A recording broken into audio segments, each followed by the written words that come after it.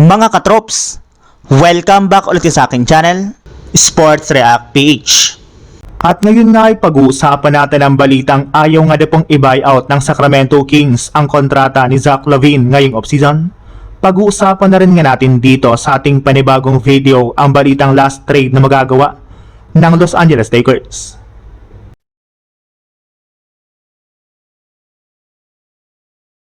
Base nga po mga katrops sa pinakahuling inilabas na balita ngayong araw, wala na nga po umanong plano pa ang Sacramento Kings na i-buyout ang kontrata ng kanilang superstar na si Zach LaVine.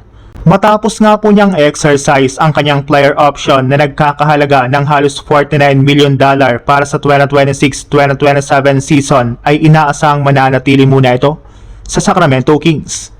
Sa halip na agad siyang i-release, nais nga po ng Kings na bigyan si LaVine ng pagkakataong makapaglaro ng mas maayos at mapataas ang kanyang trade value bago ang February trade deadline. Dahil expiring contract na ito, maaari nga po siyang mas maging attractive sa ibang teams kapag naging mas malinaw ang kanilang needs sa kalagitnaan ng season. Malaking dahilan din dito ang financial situation ng Sacramento. Malaki nga po ang salary ni LaVine. Pero kung ma-trade nga po nila ang kanyang kontrata sa trade market ay maaari nga po silang makakuha ng assets o salary relief sa halip na basta na lang nga po siyang i-buyout.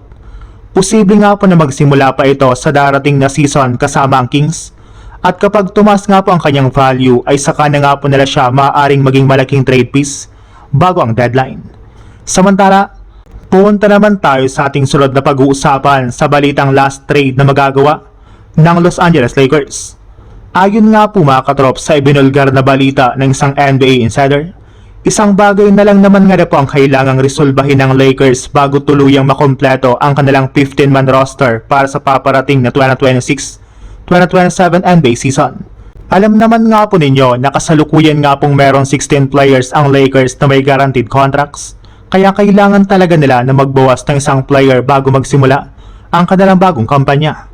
At isa nga po sa mga pangalan na madalas lumutang sa usapan ay ang kanilang batang player na si Dalton Knecht. Bagamat man nga po napakabata pa nito at malaki pa ang kanyang potensyal na mag-improve ay hindi na naman nga po nila siya masyadong nagagamit ngayon dahil sa dami ng kanilang mga wing players. Lahat nga po ng kanilang mga nakuhang forward ay inaasahan na mag-aagawa ng playing time sa kanilang rotation, kaya posibleng maitsopera na naman nga po ito sa kanilang mga darating na laban. Kaya mas matalino nga po kung gagamitin na lang siya bilang trade piece ng Lakers para makakuha sila ng mas kailangan nilang possession o di kay draft pick. Hindi rin ito nangangahulugan na wala silang tiwala kay Knecht. Sa halip maaaring bahagi lamang ito ng kanilang strategy para maging mas balanse ang roster ni Luka Doncic at magkaroon ng sapat na depth bago magsimula ang season. Kung sakaling matuloy ang ganitong trade, maaari nga po na ito na ang maging final move ng Lakers bago sila sumabak sa kanilang panibagong kampanya.